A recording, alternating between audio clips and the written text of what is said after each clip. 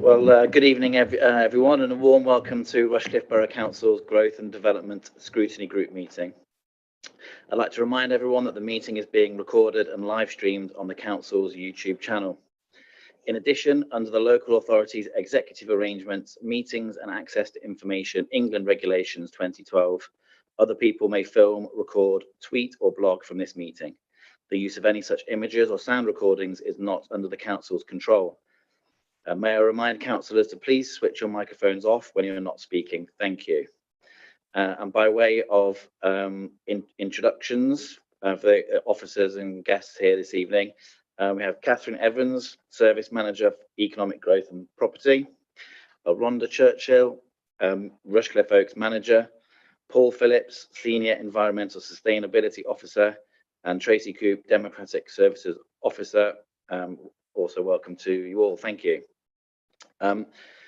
Just before we get into before we get going, it was proposed at our briefing meeting that the order of the agenda is switched by way of items 4 and 5. So the proposal is for the review of Rushcliffe Oaks Crematorium to go first. Unless anybody has any objections to that, that's how propose we proceed. So moving on to the business this evening, item number 1, apologies for absence. And I understand we've got there are no apologies. Full house, well done. 8 A-star, great start everyone. Declarations of interest.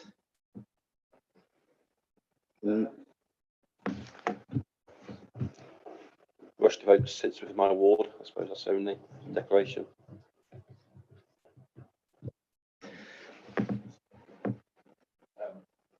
I couldn't see from the agenda, but I just thought I'd declare it anyway. I know that Rushcliffe is participating in a shared prosperity fund joint procurement at the moment with Nottinghamshire County Council. I'm bidding for that money. I don't know if we're discussing it. I don't think it's on the agenda, but I just thought I'd mention it anyway. Thank you very much. So moving on to minutes of the meeting held on the 8th of March. I know we do have some surviving members from the that meeting. So somebody able to propose them as an accurate record? Okay, thank you. So all those in favour? Anyone against? Okay, so we'll approve those as an accurate record and duly sign them. So moving on then. So the next item is the role and remit of the committee. So I'll hand over to Catherine. Thank you. Good evening, everyone. Tracy's put a copy of this on all of your in front of all of you, so you've got it. So I don't intend to go through it, but this is the terms of reference for the Growth and Development Scrutiny Group. So it's up there on the screen. So it's all about significant projects in the borough, scrutinising infrastructure development, reviewing the growth in demand for council services and ensuring residents can still access the services that they need to in a timely manner, and then considering projects and initiatives to promote economic vibrancy and local democracy. So they're the kind of areas of work that the items that come to this group will sit under. In terms of support and resource, so I am the lead officer for this committee, so I'll be here every meeting, and I'm here to support all of you as well. If you want to do scrutiny matrices, I'm happy to work with you on items that you want to bring forward, and liaise with relevant departments within the council, and make sure that there's presentations and reports and things are all ready to come to the meetings. I just thought it'd be useful, as there are some of you that are new to the committee, to just give a quick overview of what we've covered in the last 12 months. So we've had a presentation about conservation areas across the borough. That was over 2 parts. So the first part was all about kind of where the conservation areas are and what we currently do, and then the second part was all about the kind of next steps. So we now have a conservation projects officer in post in the planning team who's doing a review of some of those conservation areas at the moment, and some of you may have already been involved in some of those conversations. We had a presentation from Severn Trent Water and the Environment Agency about sewerage infrastructure and discharge in Rushcliffe, and that's coming back to Scrutiny Committee in January, because there was a request that we also had an update from Nottinghamshire County Council, the lead local flood authority, as part of that scrutiny item. We provided an update about business recovery following COVID-19. So as I'm sure you can appreciate, there was lots of reports that went to various committees throughout COVID.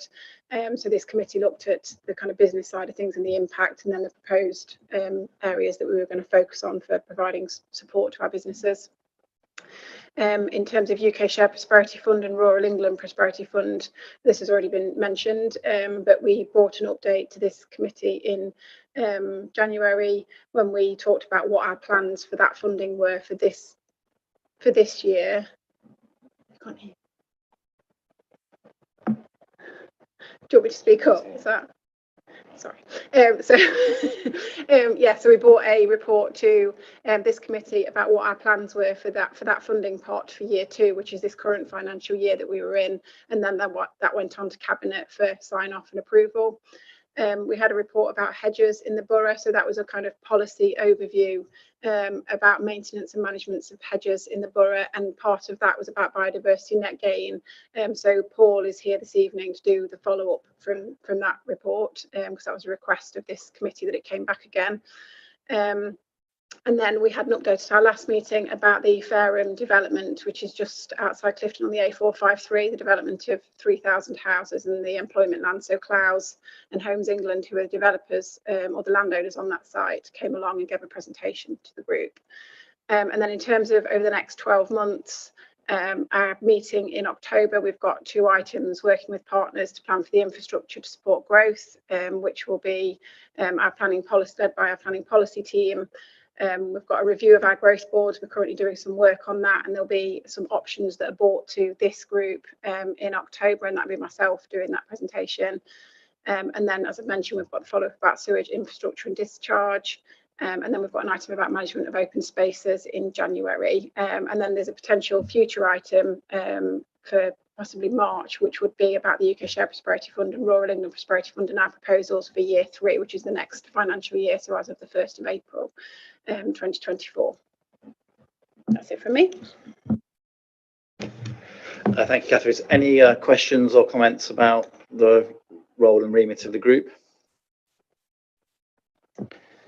Okay, very good. So we'll move on then to the review of Rushcliffe Oaks. Hand over to Rhonda.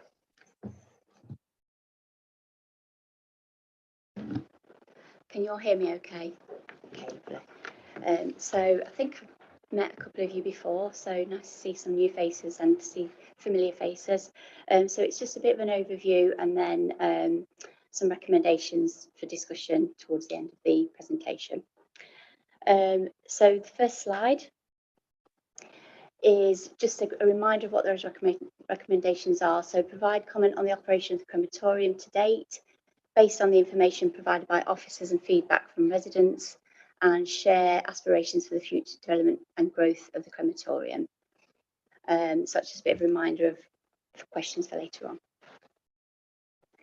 I've put this slide in, so I'm not going to go over the history of it because the background was in the report, but it was just a bit of a whistle-stop tour on the key dates, and just to mention that we were supposed to start in November 21, as you can see on there, and we were supposed to be open by November 22.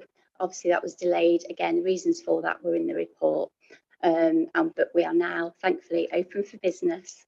So it was just a bit of a whistle-stop tour on the key dates, unless anyone has any questions on those before we move on. No. Great.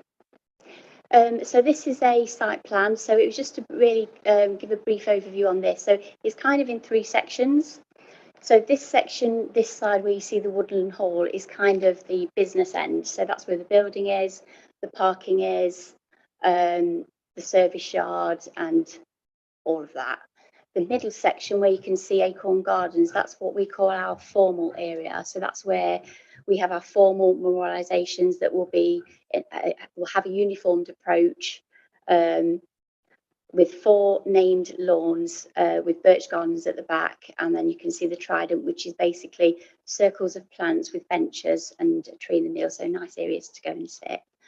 And the bottom third is what we're Quercus woodland. It's basically going to be a bit of a wildflower area.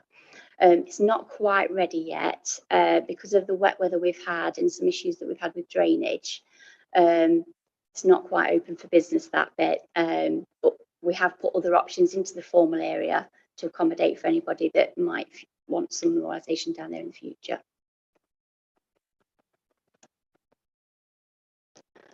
Mugshots. So this is the team. So for those of you that haven't met us, obviously I'm Rhonda.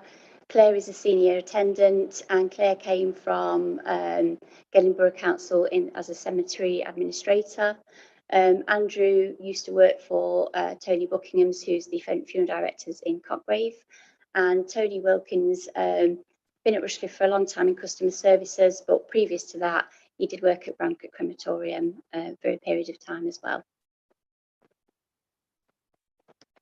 So in terms of during the process of opening, part of my role as a project manager was to get all of the operational work streams ready for opening. There was quite a lot of work to do.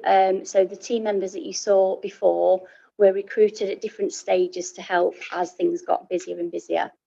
So again, a snapshot of the sort of things we had to do. So designing and setting up a website, benchmarking for the price listing, procuring a booking system, procuring medical referees. So every cremation has to have a medical referee sign it off. So that was part of the process. Applying for the operating permit that allows us to open. Deciding on uniforms, sorting out PPE, carrying out training. So all 4 of us are CTTS trained. So that basically means we are qualified to operate the cremator in a safe and ethical way, which actually might surprise you is unusual that we're all trained. A lot of crematoriums actually don't have that in place. Obviously, policies and procedures in terms of making sure we've got all the right rules and regulations at the start. A lot of crematoriums from feedback have issues around unofficial memorialisation and that kind of thing. So we want to kind of set out the way we mean to go on. So we've kind of done our policies and procedures in that way in the hope that that's how we'll move forward.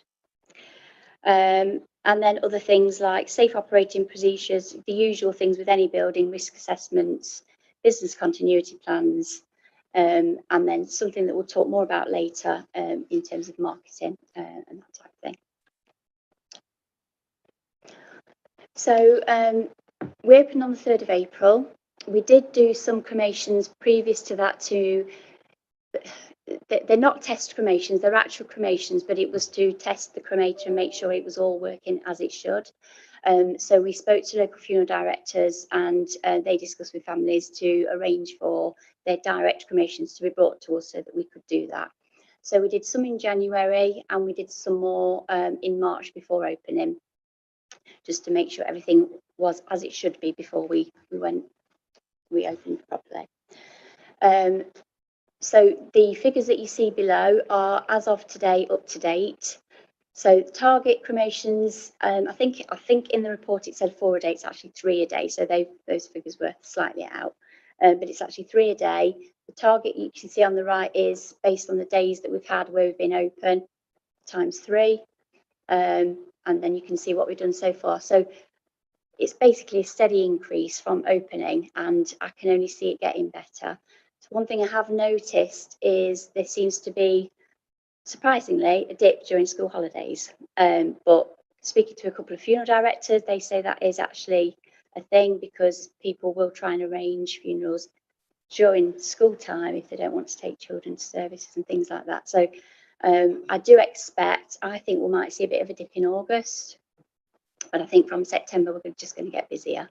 From the feedback we've had so far and the fact that we've got funeral directors coming from lots of different locations, and once they've been once, they're returning.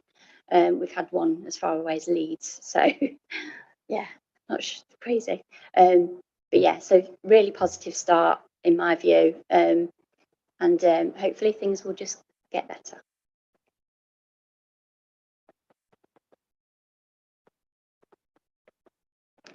So in terms of communication and engagement, so pre-opening, I did a lot of work right from day one in terms of going out and meeting all the industry colleagues. So getting together with funeral directors, meeting with the local businesses. We did community days for residents to come and have a look at what we were going to do. We set up social media pages and did regular updates throughout the build with key stages as we went along. We launched the website on the 6th of March to give that opportunity for pre-booking for April when we opened. And we went personally to all of the funeral directors at that point with a pre-prepared pack so that they knew exactly what was on offer, how they could access it, who we were, and yeah, just to give them the information up front. Thank you. So other areas that we've done, adverts in local brochures, so the Cotgrave Connections. We've also placed adverts in some of the funeral director brochures as well. Obviously, when they have their customers come in, it's nice for the funeral directors to be able to show them what we can offer. We're looking in the future forward to setting up a Friends of group. We've got an open day this Saturday. Obviously, no idea on what the attendance is going to be, but we're hoping to see if there's anybody interested at that point, just as an expression of interest in terms of joining that Friends of group. We sponsored a local football team, and we're keeping our eye out for local events in the area, sort of Rushcliffe being Cotgrave, that might be appropriate for us to go and attend. Obviously, there are a lot of events that won't be appropriate, but if there is anything that we can add to, then we'll be doing that as well.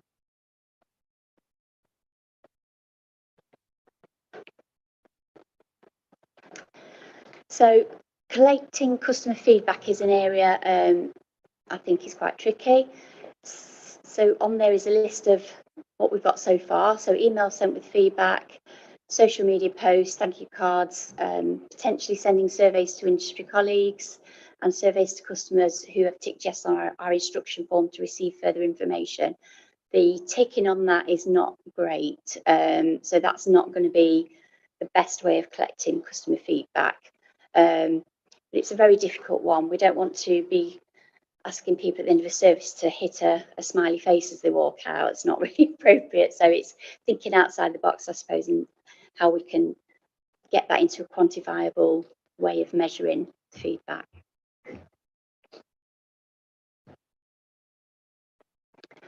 And the last on the list is just a bit of some images of our memorialisation. So aside from the tree that you see on the left-hand side, which came from the Netherlands, everything else that you see is local suppliers and natural materials. So we've tried to keep well away from granite and anything that's imported from India and China and all that sort of thing. But also we're trying to offer something a bit different and move away from that old-fashioned traditional style of funeral, that there is plenty of offer in the area of that, and we want to offer something a little bit different. So this is a starting point. We've got quite a few options to start with, but as we move forward, we do want to develop this area. One of the areas that we haven't actually got anything on is, something that people can actually take away with them. So things like, for example, ashes into glass. We haven't concentrated on that because the funeral directors do tend to be the first port of call with the families. So they've got that relationship with them, and quite often that's the sort of thing they would buy through a funeral director. However, we do want to have an offer so that when people just come to see us, they can see what we've got. So we've got, so you can see up there, on the bottom right, there, the columbaria. So you'll probably see in other crematoriums, maybe a big circular thing with niches in that looks made from granite. We've gone for natural stone. So that stone is quarried at Matlock and the supplier is from Calverton. Looks a bit different, but very natural and really in keeping with the grounds and what we're trying to achieve. The picture above is natural slate. And again, everything else is wood. And the top left is the curbstones. That's also natural stone from the same supplier at Calverton. So yeah, that's a whistle-stop tour of Rushcliffe Oaks. I could talk about Rushcliffe Oaks all night. I don't want to do that because you'll be getting fed up of me. So I'm going to stop talking and ask for any questions.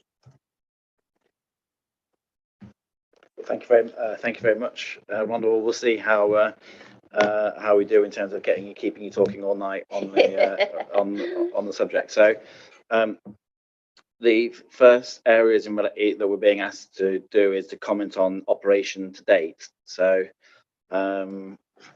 opens the floor to see what questions, comments we have on that.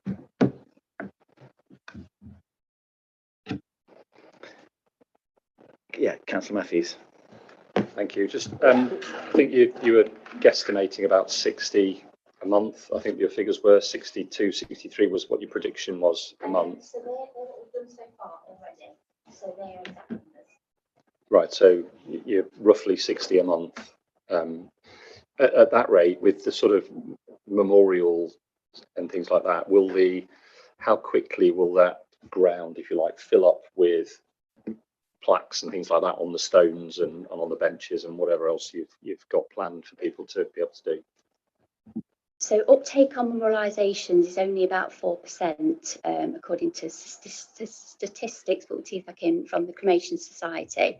And we've got a lot on offer already. So the bench, circular bench, there's 360 slats on there. The curbstone plaques, there's I think there's a couple of hundred on there. The memorial tree, there's 630 opportunities for relief.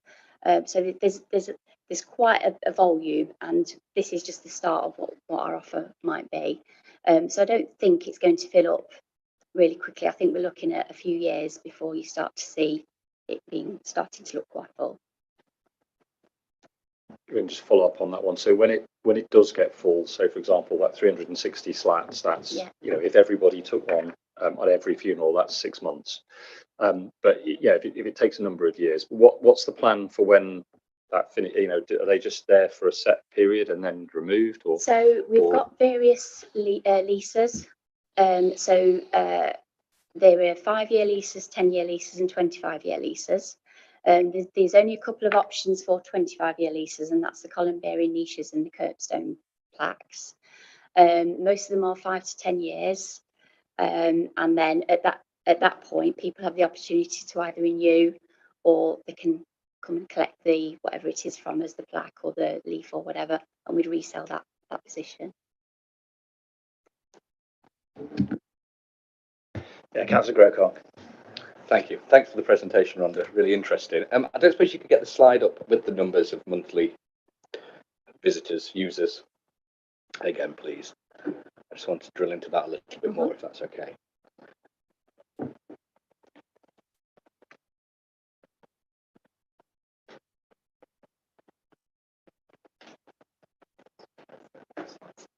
That's it. That's the one. Great. So the just back on any questions. It's okay. You had to go to slideshow, didn't you? And it went back to the last slide. So that's what happens.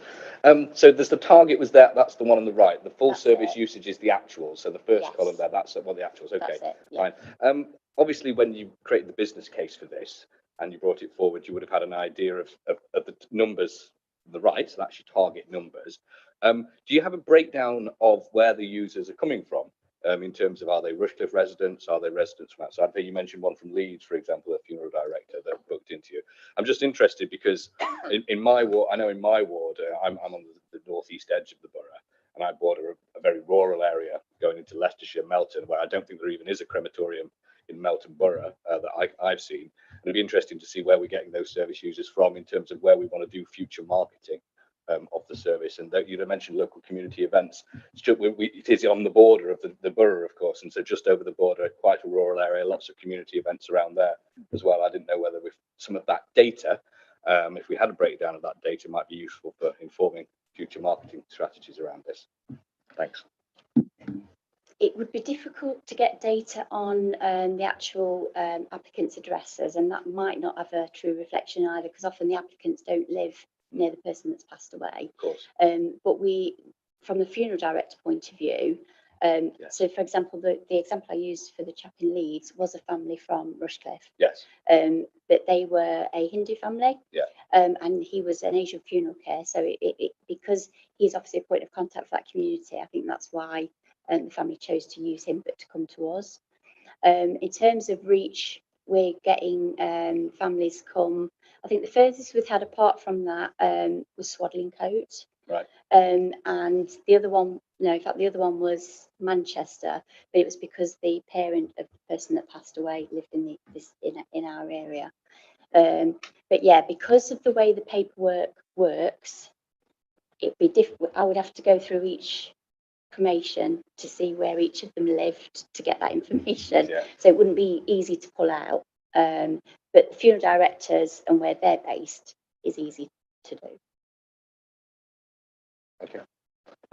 Yeah, well, just in terms of that data, I mean, it's in the tens. A quick postcode lookup, you could find out quite quickly where the residence of the deceased was, and therefore how far and wide you were pulling people in from for this service. I think, it's really a fantastic service, but we've got to obviously make the most of it and make sure it stays commercially viable. So that's good customer information. Customer, perhaps not the operative word, but in this case, that's good information we could use. So if there was a way of getting that data and having some analysis of it, I think that would be useful for future marketing and future growth of the business. Thanks. So basically each cremation has to have a set of paperwork with it. So basically it's all paper. Yeah. So it would literally be drilling into each cremation, which I could do. It would be a time-keeping exercise, but we could look at doing that. Sure. Comes to you next. It strikes me that the funeral directors here are really the key gatekeeper in terms of helping us drive up the numbers from where we are now to where the target is. Essentially, it's going to be the family's decision, but heavily influenced and guided by the funeral directors.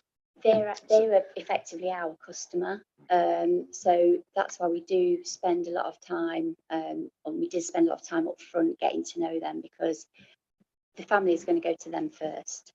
And we because we're new, there's always that issue of mum went to Wilford Hill, so dad wants to go to Wilford Hill and all of that. So it is very much funeral director that will guide that family. So that's certainly where we've focused a lot of attention. So my question on that basis was going to be, are there any of the sort of big players nearby who we're yet to make significant progress with? And if so, what's the plan for building those relationships with those, with really the key people? So the big players in Nottinghamshire are Limbs and Co-op, and they use us a lot.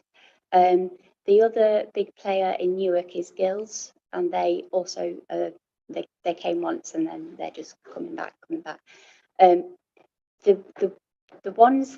The areas that we're not sure of is we've had a couple of independents that we didn't know about come to us. So I think the big players we know about because we know who they are and they're easy to find.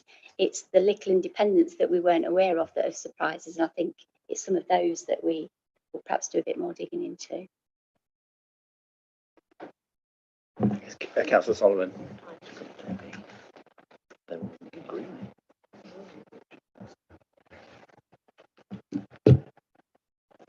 Right. Drilling in a bit more about finding out where your customers are. My background is a GIS specialist, and it seems to me that this is absolutely perfect for a bit of GIS analysis to find out where your customers are. So you've got Rushcliffe Oaks, you buffer it, you find out from a database of all the business providers. You should be able to get a list of all the funeral directors, all those little independent ones that you don't really know about. That should be on a database that is plotted as points. You do your buffer analysis, point within polygon analysis, and you've got your list of who you need to target to then go to your marketing. Really quick, made it sound very easy, but that's my head's going. That sounds like complicated. So it yeah, is definitely. complicated, but it's perfectly doable, Yeah. and the council has GIS specialists that should be able to do that. Okay. So I'm just thinking that is a great way to feed in, to target the marketing approach and build those connections, find those small independent funeral directors, which are obviously going to be key to building the business, because you've got that relationship already with the big players. Yeah. And by buffering distance as you go out, you can see, then you can model the effect of where the business is coming from and get some idea of how far people are willing to travel as well. Yeah, so just an idea. I think that's a really good idea. And I think when we initially set up and we did sort of the benchmarking, we didn't go as far as where some of the funeral directors are coming from, because we thought the distance would be too much for them to drive in terms of bringing a family for a service to us. So it has took us by surprise, if I'm honest with you. So I think that's a really good idea. And we could even go a little bit further than we actually think, and then you just don't know what might happen. So thank you. I'll make a note of that. Thank you. Yeah, Councillor Chewings. Thank you, Chair. Thank you, Rhonda. I mean, obviously, I came to visit a few weeks back, and it is very impressive, the crematorium, great staff and great facilities, which needs to be commended. We're here today, obviously, to scrutinise it as a project. I think we have to recognise that. At the same time, dealing with people's loved ones, etc., and bear that in mind. Just want to try and drill down really onto the figures. So, I mean, obviously on the paper, it was saying the target was 4 cremations per day plus 4% of memorisation sales. But obviously, you mentioned a short while ago that it is actually 60 on average of 3 a day. But in the paper, in section 4.1, based on projections going forward of an average of 60 cremations a month for the next 9 months, this would result in a loss of income of £156,750 against projections. So that's implying that the 60 per month is the new recognised target rather than the original target. Is that the case? No. So what that is saying is, because the business plan projected 3 a day from day one. Yeah. Because we haven't achieved that in these first few months, because obviously, as Rhonda's outlined, we're building the business. If we from now achieve 3 a day, that will be the loss in income, because we haven't achieved it over the last few months. But what we anticipate, as the report outlines, is because we've opened at a quieter time of year and we're building a business, so that will pick up. So it wouldn't necessarily be, we hope, that loss, but that's what that's saying. Thank you. I mean, just to go on those data. So I'm a person of data, and the ONS provides a lot of data for us. So I've looked at the last data for Rushcliffe deaths. Quite morbid reading, but 2022, it goes from January to November. And the differential in deaths, for example, so in July in Rushcliffe there was 81 deaths last year, to a peak of 104 deaths in January. So there isn't a massive differential. We're talking about 22%. So I think we need to have the sight on that. It comes back to Councillor Solomon was saying, Councillor Grocott, we need to try and look further afield than just within Rushcliffe, and it's how we map that out. And I think what Councillor Solomon was saying is very useful, because just myself looking around, I think I see Newark as being a potential target area because of how close we are to Newark in the sites. But then you've got Gedlin, which is close, but they've got their own crematorium. So are you going to attract people over from Gedlin?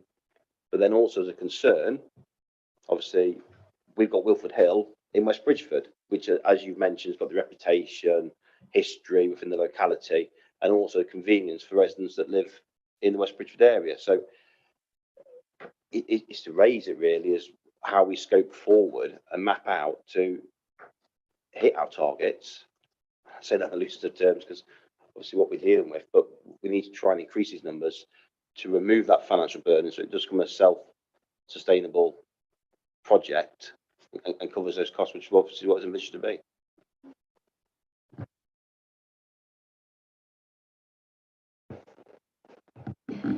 Yeah, so as we mentioned before, we will, I think when we were looking at the numbers before we opened, we didn't cast the net as wide as we probably could have, just simply because looking at the feasibility study that was done before the business case was done, there was a big emphasis on drive time. So we were kind of on the thinking of, actually, that's going to be too far because families won't drive that far to come to us, they'll go to that one. Obviously, as it's transpired, people are driving further to come to our facility because of what we've got on offer. So we absolutely need to capitalise on that and cast that net wider. So you're absolutely right. There is, obviously, this first year is going to be about looking at the trends over the 12 months from April to next March. I think we all know death rates during the winter period are higher. So my expectation is that as we sort of get into September, October, moving forward, again, thinking about the sensitivity of what we're talking about, I think we will get busier. Feedback from funeral directors is certainly leading me that way, and also seeing them returning as much as they have is also very positive. Thank you. We're going to turn after this to looking forwards and future aspirations. So, are there any more comments on commenting on what's happened so far before we turn our attention to the future? Yeah, just one thing. I think I remember when the concept first came up for the crematorium, you wanted to ensure that it was going to be different from especially Wilford Hill, where there it's like a conveyor belt system and very insensitive, and which we've all experienced, obviously, and from one way or another. So the thinking behind that, did that have an impact on your target figures in the first place? Do you think that we were reflecting being realistic with the target, as opposed to the operational plan to make it more respectable and frankly, I know it's probably not the right word to use, but a more pleasant experience for families? Do you think that might have been a little bit of a hurdle, if you like, when we had that original concept? So we're actually limited to the amount of services we can do anyway. We've only got one cremator. The cremator is electric, and we can only do a maximum of 6 cremations a day. So that actually gives us that time to be able to give the families the time they need in between services, and for it not to feel like a conveyor belt. So in terms of increasing cremations, we can't do that because we haven't got that capacity within the cremator. Thank you. Councillor Solomon. I think my comments will probably link into future aspirations. So, yeah. Councillor Matthews. Thank you. One comment and then I have a question which will probably link into the next bit as well. But for my sins, I actually had to work in a mortuary for a while during COVID, and I know that some of the cremation companies that were picking up bodies were national, and they were literally, that's all they did. They just came and they took them off to, I think, Hampshire. I won't mention the company by name, but have we looked into marketing this as standalone? You can come direct to yourselves for a cremation, or are we purely going through funeral directors? Because I know there are those companies that specialise. Because a lot of people will know either I want a burial or I want a cremation, and there's an awful lot of people that die at home rather than anywhere else. And if people know that they can go direct to somewhere like yourselves, then they can cut out the middleman, and we're missing a marketing opportunity. So that's my first observation. And the second one was just a question, which will probably link into the other bit. I'll ask it that if I indulge you, which is just what numbers do we need in order to break even, make a profit? And sorry to talk about profit when we're talking about death, but that would be really interesting to know. So I'll take your first question. So the first part, what you were saying. So so there are a couple of companies, as you've mentioned, that you know we won't name, but they are direct cremations, and you see them advertised on telly all the time, and they're not the only ones that offer that. So funeral directors also offer that. So we do offer a direct cremation, but that doesn't mean that we cut out the middleman. That just means we don't have a service. So when these families are going to these companies that you've seen, those companies will still do the funeral director element. So that's the bit that we don't do. So we're not trained to be embalmers or, you know, families in coffins and all of that type of thing. That's not what our offer is. Having said that, families themselves can also arrange a direct cremation if they wanted to, although, you know, it's probably not something I would recommend, bearing in mind what that process is. But yeah, so we do direct cremations, which is basically a cremation without service.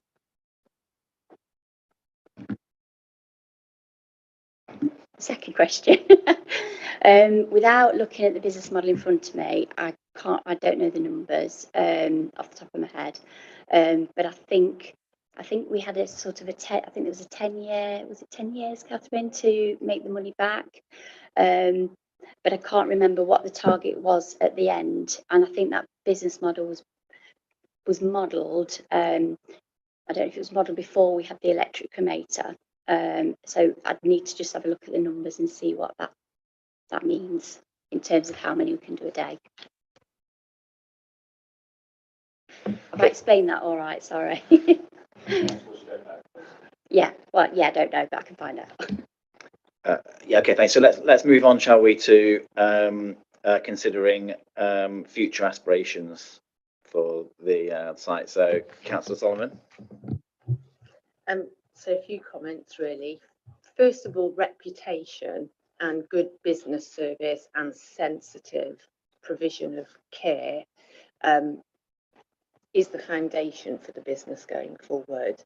And with more and more delivery, that reputation will get out there, it will be well known, and that over time will result in more business. So a family that doesn't have anyone near to needing that service at the moment, you know, if it's well known, when that does happen, it's about the first one they think of, isn't it? So I think that, you know, as long as we keep providing really good, sensitive service, I think that will be a really great foundation going forwards for the business.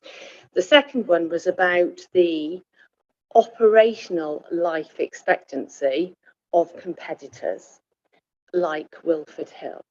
So how much longer do we think they are going to be providing a viable service? And then when they don't, that will obviously be of benefit to the business going forward. And then the third thing was about aftercare, after service as well. So opposite, you have a number of venues where people can go to for a wake or a, you know, a tea or a family gathering. Have you got are you doing any direct connections with them to provide that onward package for people as well? So that might be something that we can think about. Sorry, a lot there. Yeah. So just going to your first point, so reputation building is absolutely key, and that's really what we've focused on since opening. And the team, if you get the opportunity to come down and meet the rest of the team, hopefully the passion will shine through, because we love going to work every day. It's a really tricky business, and it's not always easy, but we just absolutely love what we do, because it gives us the opportunity to provide the best possible service we can for someone at the worst possible time, and that is actually a very rewarding job, and we just love it. In terms of the after service, again, it's the same thing. So we've had a couple of people that have purchased memorialisations from us, And what's lovely is they come in and it's morning Andrew, or morning, it's they come to see the mobilisation and they're getting to know us, so we've got that relationship with them, and that's what we want to build, that kind of friendship relationship, so that they feel comfortable and welcomed when they come to site.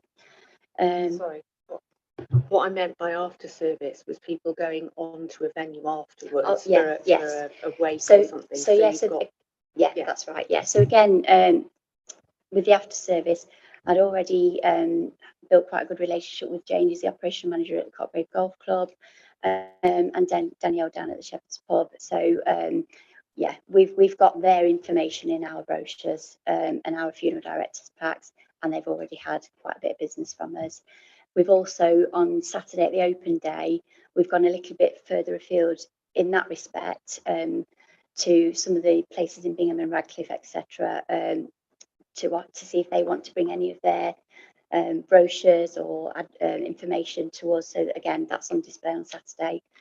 So yeah, So coming back to that point about links with the golf club and the Shepherd, that's obviously bringing business into other businesses within the constituency as well. So that's a fantastic knock-on achievement from our investment. Yeah. You had the last point. What was the last one? Wilford Hill. Operational life expectancy.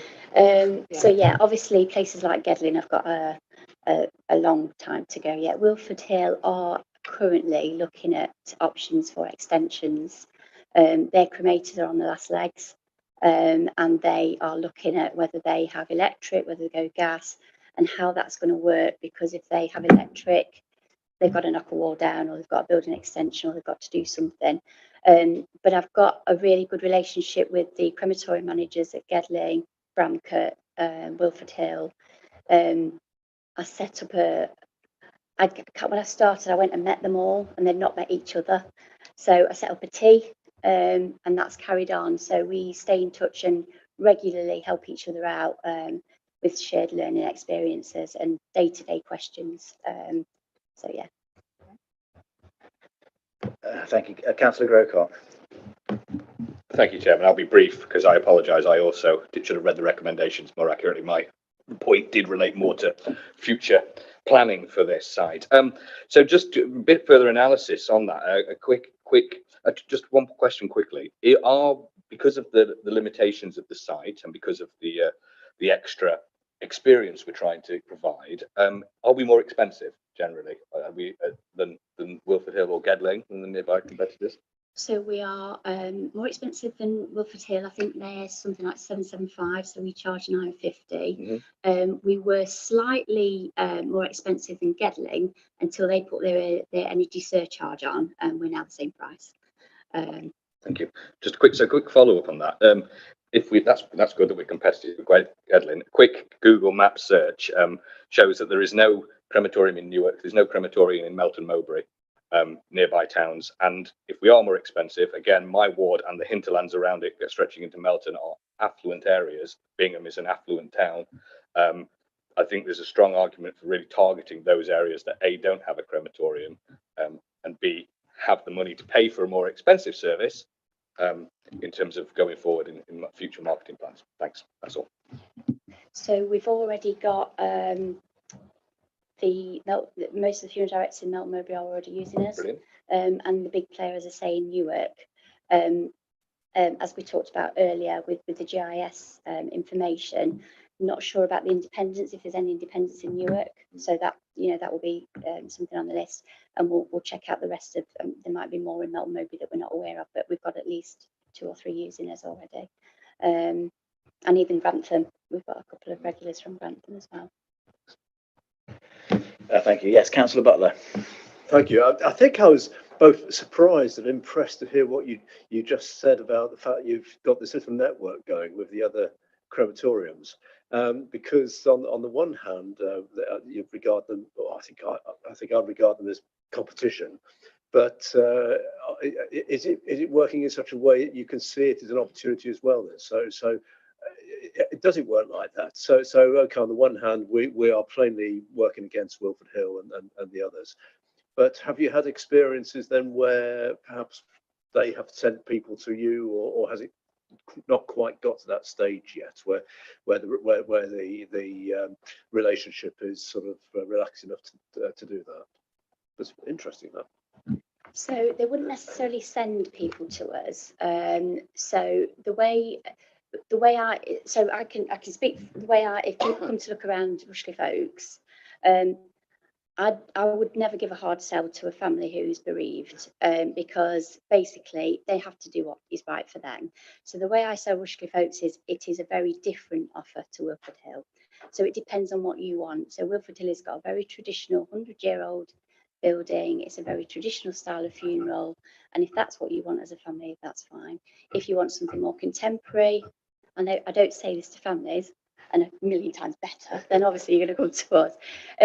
So we wouldn't necessarily send customers each other's way, because I don't think it kind of works like that. But what the relationship helps with is, especially for me, being a brand new to the industry, so prior to opening, these girls have been amazing with helping me with information, and since opening, all I've got to do is send a WhatsApp message and I'll get 3 answers back straight away with advice. If we ever get into a situation where we need some disaster recovery help, so our cremator's gone down, we're not going to get the cremation's done for 72 hours, we need someone to help us out, I know I can pick up the phone and we can get that sorted. So that's the sort of relationship we've got, more so than the kind of sending each other business type of one. Yeah. Thank a couple of bits from me. I think Councillor Grocott raises this value for money aspect, which, whilst important, I think a lot of the research out there that I've read is indicative that users feel that value for time is more important to them from value for money. So I think in terms of future aspirations, from my perspective, it's about ensuring that the offer meets core needs, which are things like ensuring there's enough space between people, things that people are worried about is there going to be enough space for the mourners to be part of the ceremony? Can I get the service at a convenient time for me? Have I got privacy in relation to other mourners before and afterwards? And we've talked about that kind of conveyor belt aspect. And then, value in terms of memorialisation and the opportunities to be, for it to feel like there was personalisation opportunity. So, yeah, I think those are probably the key aspects. But is anybody? Yeah, Councillor Chewings. Thank you, Chair. Fully agree with what Councillor Walker says with regards to targeting those areas. Obviously, one of the aspirations has to be is become profitable, to recoup the £8.5 million that's been spent on investment, etc. And I think we have to recognise we are in early days. Obviously, whilst we have these targets of 60 odd, were those targets correct? One may argue not, but we are where we are. So it's about moving forward now, trying to target and grow the business to meet the needs to self-fund, but also to repay that capital investment. So I think what we need to also to build into this for the aspirations is checks and balances, report back, etc., with regards to where we are in 3 months, 6 months, etc. Do we need to look at the business model? Do we need to look at the areas of where we're at? Do we need to be increasing the price? Do we need to be lowering the price and being variable, so we can look at when we are carrying out these cremations, for example? So have we scoped out whether we carry it out in the night time and try and go on economy 7, because you can't get that for business, and reduce the costs of the actual crematoriums itself? These are all things that might need to be looked at. I don't think we're at that point at this moment in time. It's about trying to grow that business. But if we don't start hitting these targets 6 months, 9 months from now, there needs to be a review process from the council as to what do we do differently. And that's a risk. Hopefully it's a little risk, but we need to look at that. So that's where my aspirations are. Thank you, Councillor Chewings. Yeah, I think one thing we will need to decide as well is an appropriate time to have another look at it. It's Councillor Way, and then I think we'll move on. Thank you, Chair. I was interested about how wide your publicity is, because my experience is of funerals just outside the county, the borough, over the border, where there's been long queues. And I think people might be prepared to travel a bit further if they're not having to wait an awful long time, because that limbo wait is the most stressful thing for people. I haven't managed to visit yet, and I don't know about the people on this group. If there's other people who would like to visit, if we could arrange something with yourself to come over and see for ourselves how it, see some nods, how it works. And the third thing I have is your memorials. I noticed that you've got an online book of remembrance. Have you thought about having a physical book of remembrance? From a personal point of view, I find that of great value when I go and visit a local creme, to actually see that book open on the date that I want to see it. So you'll have to excuse my menopause, Bray, but I forgot what the first thing you said was. It was about coming to see us, wasn't it? Oh, there's a publicity and the width of that, and Yeah. related to queues, Yes. and the visit. Yes. Yeah, so publicity wise, again, going back to the report and everything that was in it, and things that we've talked about, I think we do need to perhaps cast the net a bit wider. So that's certainly something we'll look into. In terms of coming to see us, we would love you to come and have a look round, meet the team. We've either got an open day on Saturday, which you're welcome to do, or we can set up a meeting specifically for you guys to come. So whichever suits, really, it doesn't matter to us. But the opportunity for you to see what we've got on offer and meet the guys would be really good. Because it'd be really good to hopefully show you something that we're very proud of doing every day. Yeah, so absolutely, we can get that sorted. And then the last thing about the Book of Remembrance, we did consider a traditional Book of Remembrance. Most books of remembrance have a place for them, i.e. a room, which we haven't got and was never designed for. The other issue was you would need it to be open 365 days a year, which we haven't got the capacity for from a staff point of view. And also, I got some feedback from quite a lot of other local crematoriums who said the take-up is really low. And they are £10,000 to buy up front, and they so they're quite an expensive buy, and it would take quite a long time to recoup that back. So we decided against it at this point in time. We offer the online Book of Remembrance for free. So most places that have an online Book of Remembrance charge, we don't. So that's the offer we've got at the minute. That's not to say that is definitely off the table. If we find feedback is that people really want a traditional Book of Remembrance, then we'll look at it again. But at this moment in time, we're not looking at it.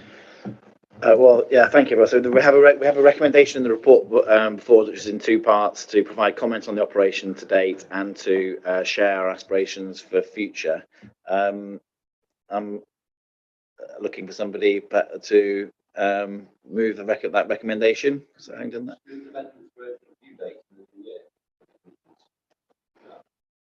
For a year, do we need a matrix? We need to go for them to a matrix. Or just back in the year. Yeah. So yes, in short. So if I've understood correctly, the recommendation is your suggestion is we add to the recommendation that the scrutiny group has comes back for scrutiny in around 12 months. I think we need to review the winter probably about the main time. Because we don't have time for to go through the busier months. We do review, we need to change the business model. We have full idea of trends about them. So I think that gives longer time to develop. We thought to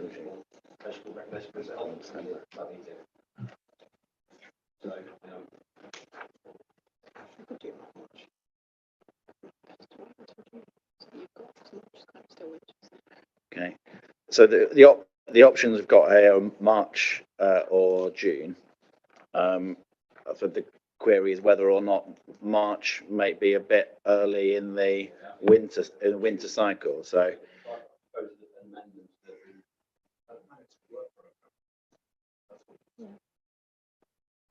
yeah, we can propose it that it goes on the work programme, so that can go to the corporate overview group as a request. So we can do a scrutiny matrix. Yeah. happy with that. Yeah. So perhaps from an admin point of view, note that, but then when we get to discussing the work programme later on in this meeting, just confirm that we want to put it on the March meeting. Sorry, on the June meeting. Yeah. Okay. And that gets through the bureaucracy of it. Yeah, thank you. So I'll ask for those in favour of the recommendation then that in these two parts that as per the recommendation in the report. Okay, happy Tracy, yeah. Thank you very much, Rhonda. We've all both enjoyed that and learnt a lot about this important important work that you're doing. So thanks very much, and we'll see you again, I'm sure. And as I say, we can get that meeting set up for you all to come over and have a look. That'd be really good.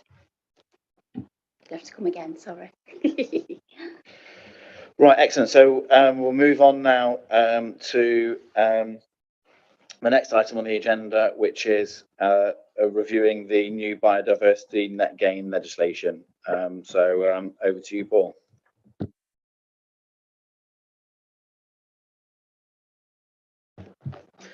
Okay, thank you. Good evening. So you've had the report that goes along with this. I've got a short presentation to give you just to explain some of the background on biodiversity net gain. So the purpose of this evening is to acquaint yourselves with the new biodiversity net gain in planning legislation and rules and how we propose to implement that in Rushcliffe. I am asking you to look at the strategic significance, which I'll explain a bit later on, and consider whether you think we've got that right. And I hope that you're going to then endorse the proposals on how we're going to manage biodiversity net gain in Rushcliffe going forward. Then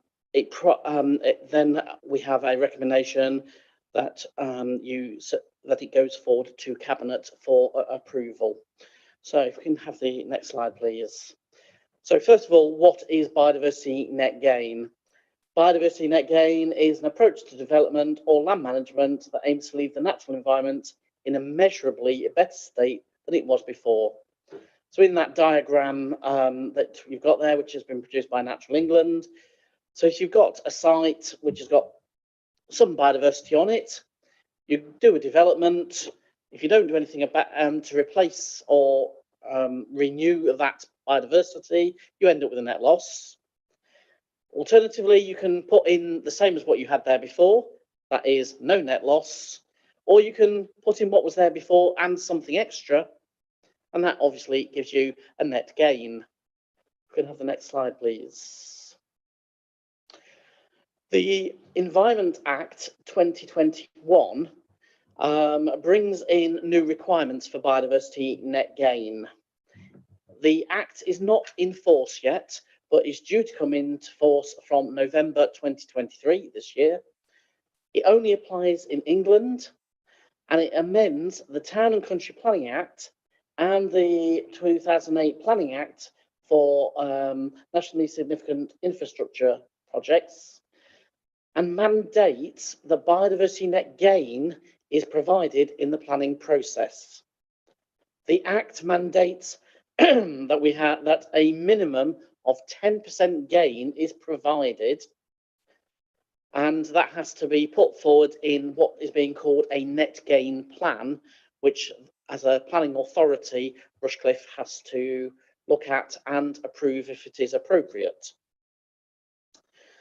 These developments have to be then maintained for 30 years minimum under the legislation, and is measured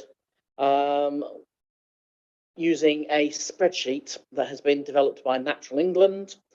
And so effectively you look at what was on the site beforehand, what will be there afterwards, and check that there has been a 10% increase or more. Just, yeah, to point out, it is a minimum of 10%. They can provide more, that's absolutely fine, but there must be a minimum of 10%. They can provide that either on-site or off-site. Everything that is provided as net gain off-site, there will be a national register maintained by Natural England on which it has to be recorded. It doesn't change any of the existing ecological legal protections, however. So the protection of species, bats, great crested newts, badgers, etc., all of that protection stays in place. This biodiversity net gain is in addition to what was there, what the protections under law that are already existing. Next slide, please. The legislation is not complete.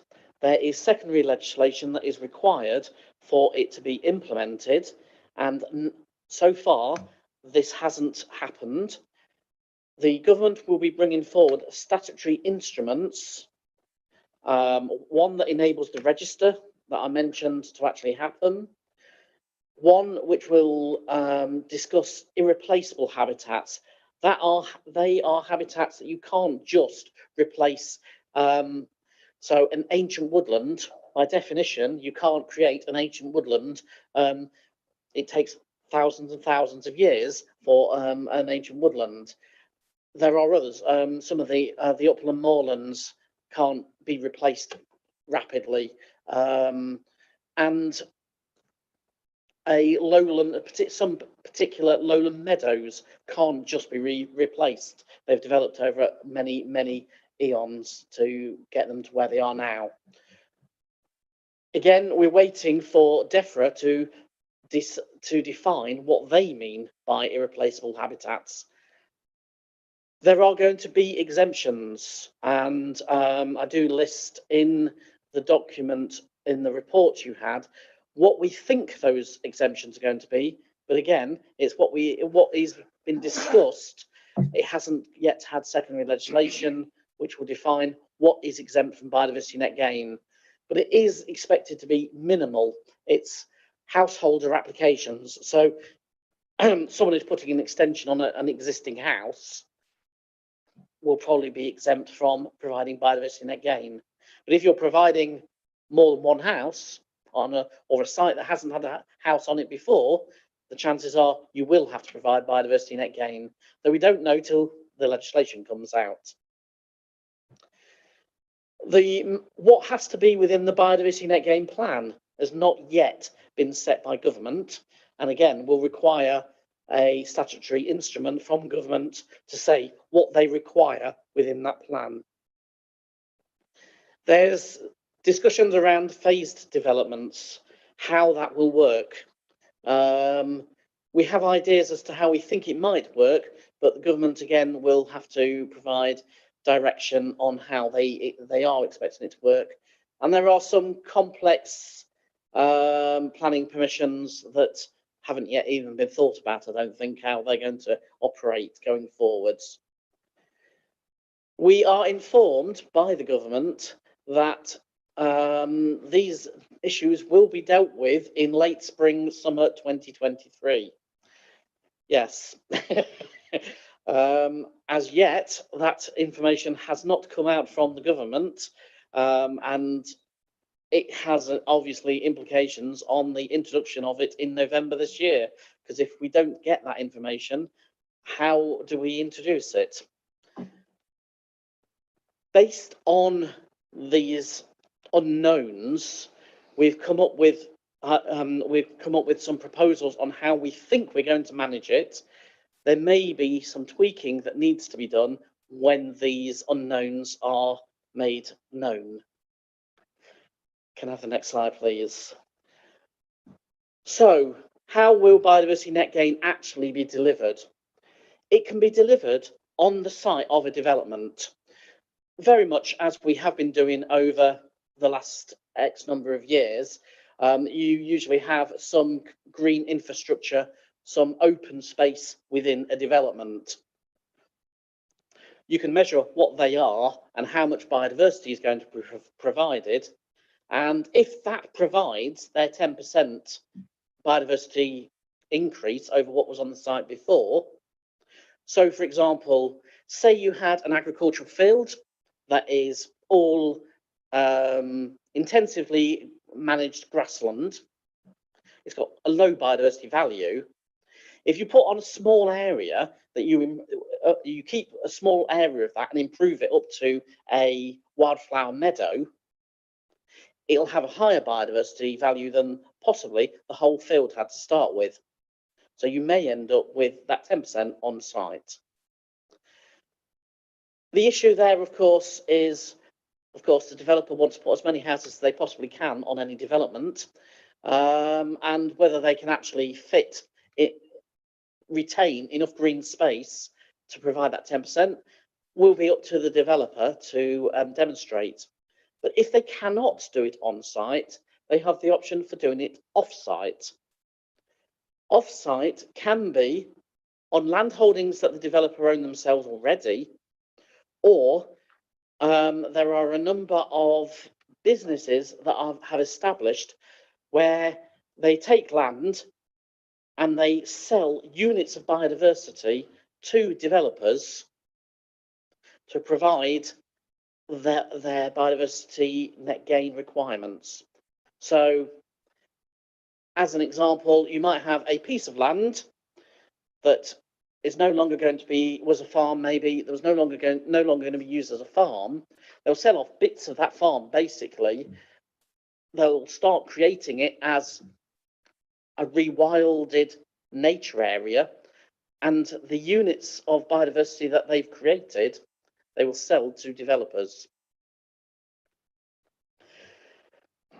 There was a concern that there might not be the market might not be strong enough to provide the off-site units, certainly at the start of the requirement for biodiversity net gain.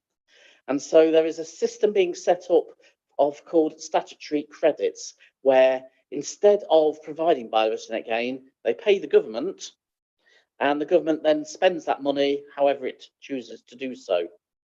However, it is being regarded as a last resort. It is not supposed to be the main method that is used, and we are being told that the cost of those credits will be much higher than it would cost to provide biodiversity net gain either on site or off site. But again, the secondary legislation that's required isn't there yet, so we don't know how much those credits are going to cost, and we will see what happens. The aim, we are told, is that for statutory credits to eventually disappear, because it will all be done either as on-site or off-site biodiversity net gain. Next slide, please. As an example, right, so as I said, we measure units using a spreadsheet. There's a system been set up that has put a value on all sorts of different habitats that exist. As I said, a agricultural grassland is fairly low value. A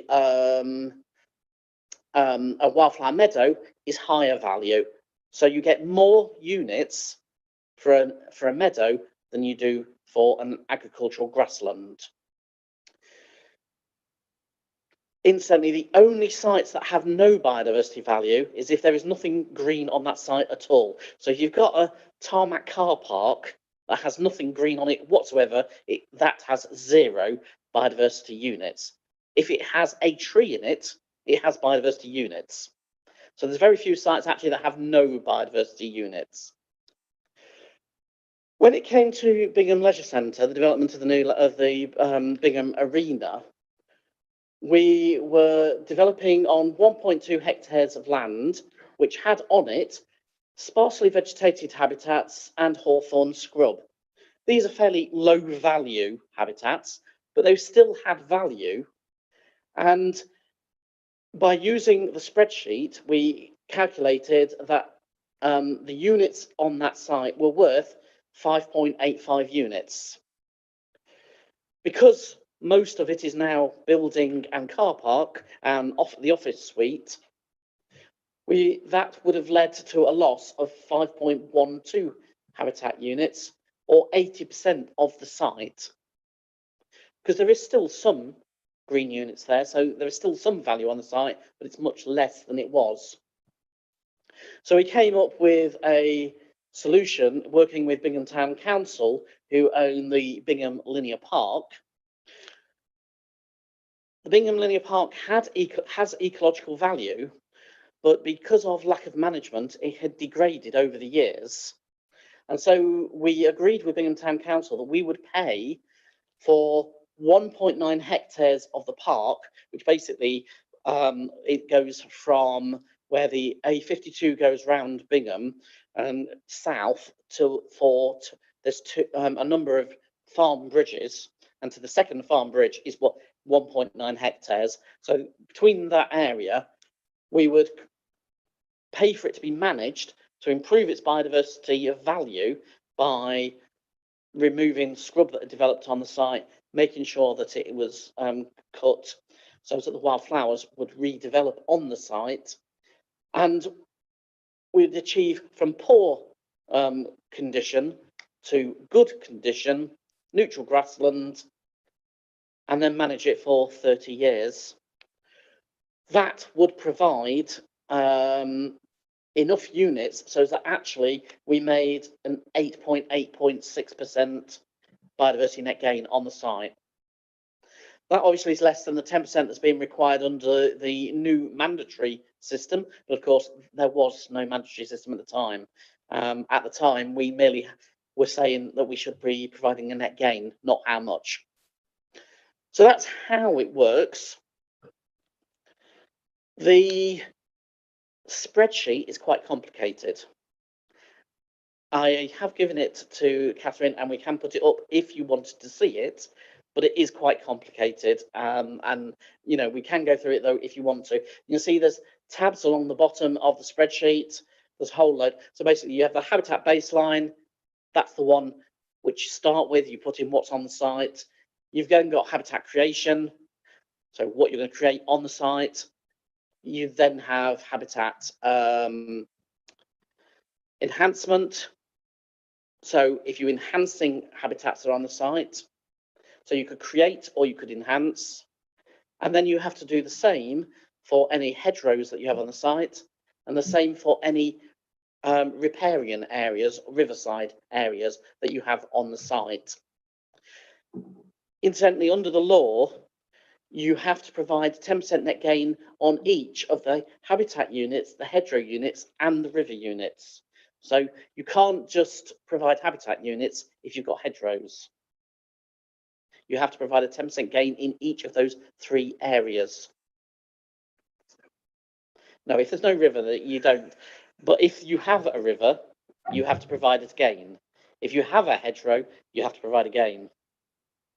If you have habitats, you have to provide a gain. Does everyone understand what I'm understand that? Yeah. Okay. Let's move on this to the next slide. Biodiversity net gain needs to fit in with the mitigation hierarchy. This overlies all nature conservation work, in that the first thing you must do is avoid, if you can, damaging nature. And the more important it is, the more effort you have to make to avoid damaging it.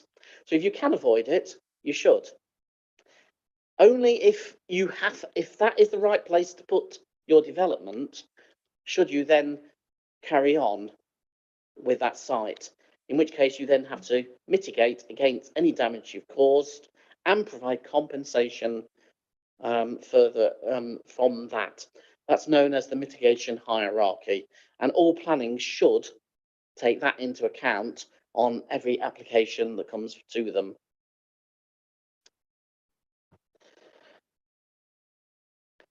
Within the metric, there are a number of multipliers that you can use, and one of these is called strategic significance.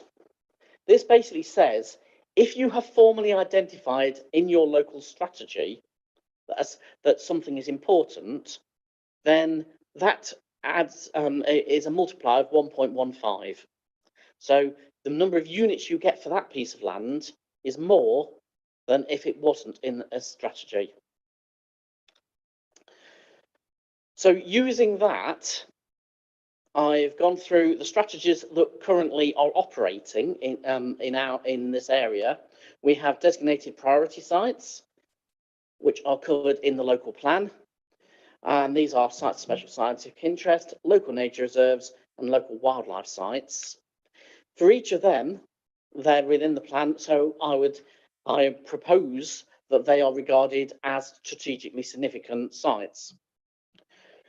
The green and blue infrastructure that is being developed by the Greater Nottingham Blue and Green Infrastructure Strategy within the strategic planning that is being led across the Greater Nottingham area also has a list of sites. It includes actually those priority sites, but it includes some extra sites as well. And because they're in that strategy, I'm proposing that they would be regarded again as strategically significant for the purposes. We also have a biodiversity opportunity mapping report, which was done a few years back, which identifies where in Rushcliffe there are the best opportunities for developing biodiversity. So again, those areas that are identified within that, I am proposing are strategically significant. And then we have the Rushcliffe Nature Conservation Strategy, which lists a whole load of sites that are managed as nature reserves. They're not necessarily designated as nature reserves, but they're managed as nature reserves. And with it, so all of those sites are identified in that strategy. Again, I would propose are regarded as strategically significant. That provides a large number of sites across the borough, which we can then say are significant and could benefit from the multiplier. So we're encouraging people to develop in those areas. Going beyond that, you can designate locations that are ecologically desirable, but not within the local strategy. Now, I would propose that for Rushcliffe, anywhere that hasn't previously been identified that is within Rushcliffe is desirable. It's desirable for Rushcliffe that any biodiversity net gain is provided within Rushcliffe. And then we can't, within what we've got here, say you're not allowed to do biodiversity net gain outside of Rushcliffe. There are ways you could do that, but that would have to be in the local plan. So when we review the local plan, you could put in a policy that says biodiversity net gain must be provided in Rushcliffe, although that could be challenged. But we can, within this, say that anywhere outside of Rushcliffe will be regarded as not in a local strategy, and therefore doesn't get anything on the multiplier. So it's a way of encouraging developers to provide biodiversity net gain within Rushcliffe. And I'm proposing that is how we manage that going forward. Next slide, please. Okay, within Rushcliffe, we're working, sorry, it's not very, you might not be able to see that particularly well. This is a flowchart of how we're proposing to work within Rushcliffe. So when at the top left, you've got planning application received. The first question is the site exempt? I mentioned there are going to be a number of exempt sites. We don't know precisely what they are yet. Obviously, if they are exempt, no biodiversity net gain is required. If they're not exempt, the first thing we need to see is, have they done that metric to measure how much how many units, biodiversity units there are on the site. If they haven't provided that, then it's not a valid planning application, would be what we would regard it as. If they have, then there is an option for small sites to use a simplified version, and then there's the full version for bigger sites or where there is matters of importance. These slides, by the way, can be circulated, so you should get these. And with the small sites, it is proposed that development control or development management will look at those sites that are regarded as small sites. Any that can't be used in the small site metric would be considered by the ecology team, which is myself and an assistant that we're currently recruiting.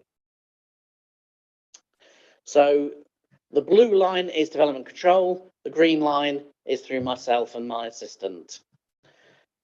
So basically, development control look at it and say, yeah, this meets what's required for the small scale, the small sites, or doesn't, and then they make their judgment based on that. And I do the same on the bigger sites.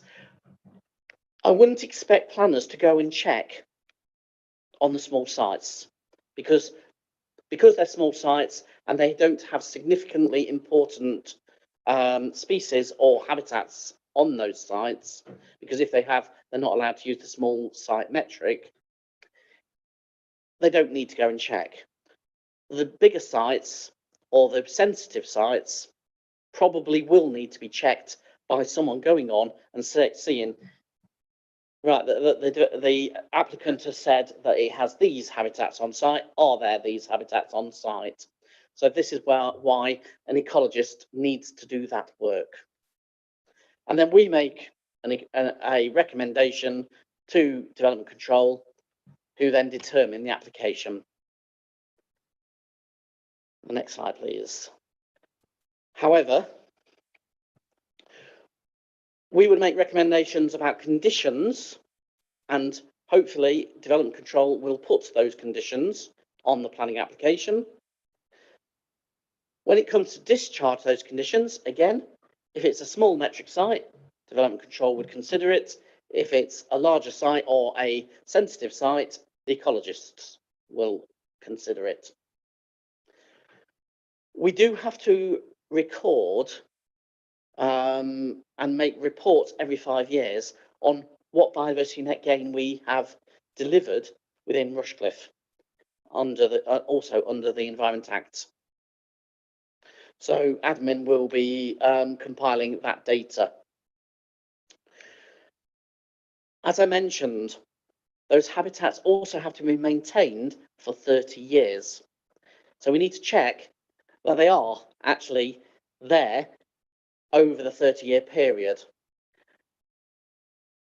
One of the conditions that we will be asking for is for the developer to provide monitoring reports, probably at something like first year, second year, 5th year, 10th year, 15, 20, 25 years. When those reports come in, it will be up to, for small sites, development control to consider, and for the larger and sensitive sites, the ecologist to consider, which again may require visits to the site to go and check, actually, is what they're saying accurate on the ground. If it's not accurate on the ground, it would be a case for enforcement to be taken against the developer or their agents. Under the legislation, the site can be passed on to a third party, so the third party would be legally responsible for ensuring that those gains are there, and if they're not, they would be legally held responsible if enforcement is required. I think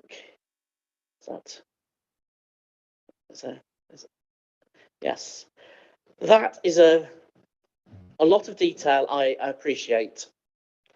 There is also, as I have said, a lot of questions that are not yet known within the legislation, but it is the way that we think it's going to work and proposes a methodology that Rushcliffe can use to ensure it can complete its planning requirements as a local planning authority going forward. Do you have any questions?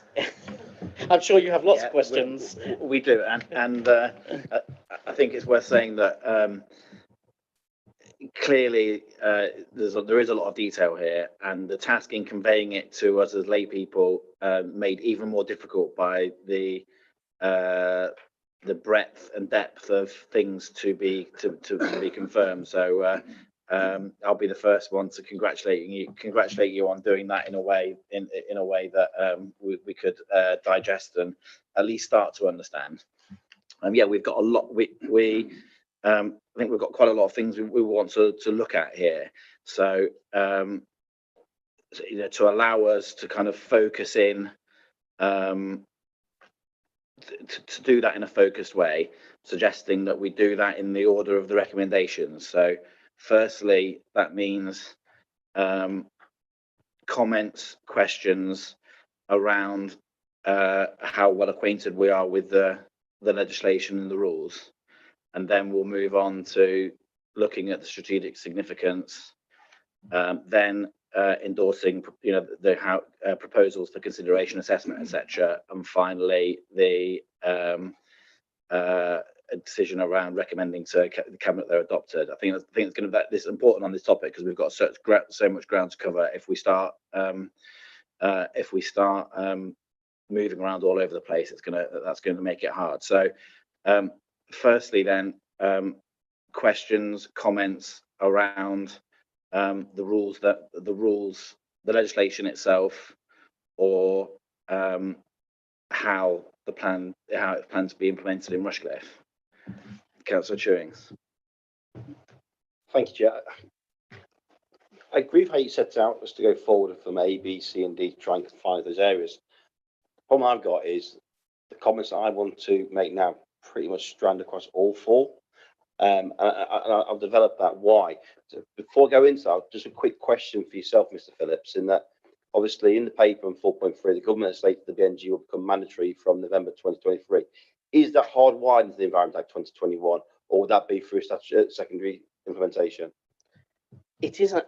That date is not hardwired into the Act, so it could slip, but DEFRA are insisting that is the date it is going to happen. Thank you. I think the reason why I want to ask that question is because that impacts on what we do today. And the reason being is, and this is where, if we look at A, B, C, and D, the only part that I really think we can look at that we can agree on is part B, which is the proposal that's come from Mr. Phillips. And I think he's got a very comprehensive proposals about how we would assess strategic significance, etc. That's what's in our power, so we've done that. But when we look throughout the document for A and C, and then eventually the recommendation to cabinet, it's constant. So if we look through it, 4.6, details of exemptions are still to be developed. Further down, subject to further guidance to be published. 4.7, conservation covenants are not yet available as of July 2023. 4.10, further guidance from government on the definition of a competent person is not yet available. And I go through and pick up more and more points on this, but we're being asked to determine a policy with a recommendation at the end result to go to cabinet. How can we do that when we don't have a policy? And this is through no fault of Mr. Phillips.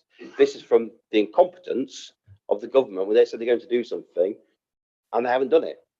And so for me, since this date is not hardwired, it's not actually set into the primary legislation, that's why I wanted that information, because it was, then we need to do something straight away.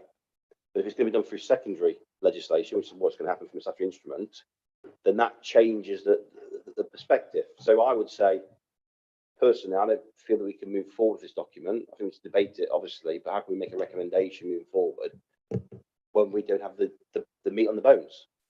Can I just say the methodology that will be used to implement it is it will be a direction of the Secretary of State. So the actual requirement for biodiversity net gain to be provided doesn't require secondary legislation for that part of it. The bits I mentioned do require secondary legislation. The actual requirement for the 10% net gain can be done by direction of the Secretary of State at his will. Yeah, I take that point on board. However, we don't know what the exemptions are. There's certain matters will be exempt, so we need to know what those exemptions are before we put in place policy. And this is what we face today.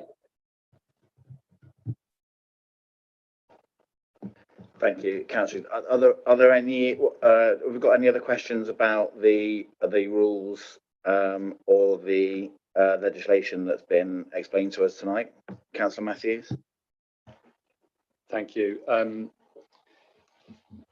With the way you explained that, if it's a small site, developer puts forward the biodiversity schedule, if you like, for what's on that site. That to me seems, I'm concerned there because that seems very much, it's like, well, it's not in a developer's interest to put that. No, there's nothing on the site. And if it's a small site, there's nobody checking that. That's a concern for me. How do you propose to sort of cater for that in the plan? How do we check on that?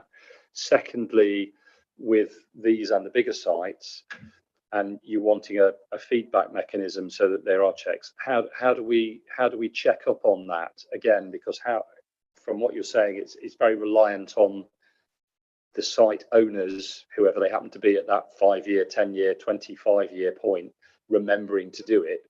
How is it going to be triggered from our end that we need to be expecting this?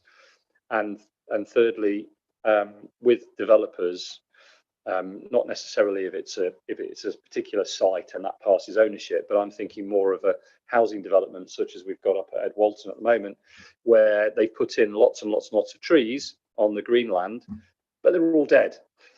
So how the developers moved off, gone, could even have gone into liquidation, bankruptcy, changed hands, ownership, registered offices, whether. How do you chase that type of offender that doesn't keep up with it, where the biodiversity disappears? So that's quite a few questions in one. Okay. I'll try and get through all of those. Firstly, for small sites, it is a very difficult question. Ideally, we'd be able to go and check on every single site. We'd have enough ecologists to go and visit every single site that comes in, but realistically, we're never going to be able to do that. And no council, no local authority anywhere is going to be able to do that. We have to take it to do it as a risk-based assessment. What are the biggest risks? And the biggest risks are those that are sensitive sites or big sites. Admittedly, in Rushcliffe, we have a higher proportion of small developments than some other places do. So the risk actually is higher here of us missing things that need to be done. One of the guarantees, if you can call it that, of this, is that all biodiversity net gain assessments can be checked whether they are reasonable just by looking at, you can look at satellite pictures, for instance, and look, is that reasonable? They've said they've got, 10% of the site is grassland. If you look at a aerial photo, is it about 10%? So yes, there is a risk that we are going to miss some ecology and lose some ecology on some of these small sites if there isn't if we're not going and checking them all ourselves, but it's just not feasible for us to do so. You're there with the Google Earth picture, so there is somebody going to be actually just, if not going out and visiting, just checking that actually that looks about right, is what you're saying? Yes, it will be a responsibility of the planning and case officer to just have a feel, is it reasonable? The second aspect was, I can't remember what your second aspect was, sorry. Was to do with developers moving on and then the responsibility on. So was there going to be a register, if you like, so that we know to expect 5-year, 10-year updates? And then the last bit was to do with developers moving on. I would I am expecting that we will have to have an alert register. Yes, that we will have to set up ourselves. There is a register for the off-site that is being managed nationally. For on-site local sites, it will be up to us to set up a register, and we'll have to have it so that basically it pings up a alert when it's time that we should be receiving those monitoring reports. And then we need to check again, are those monitoring reports, do they seem reasonable? And again, for the sensitive and the bigger sites, probably we'll need to go and look at it and see, are those actually there? You mentioned about the trees up at Sharp Hill, around Sharp Hill Wood at the Ed Walton development. It would be a case of there will be a requirement for them to be replaced for 30 years, and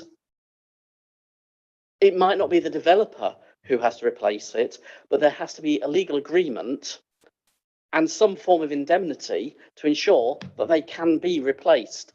So it might be whoever manages that site going forwards. So very often with open spaces at the moment, it is passed into a land management company, and they would be required, and there would have to be a legal requirement, a legal formula to ensure that that is enforceable. Again, that's quite a bit of work for our legal department to set those, to ensure that those legal agreements are sound.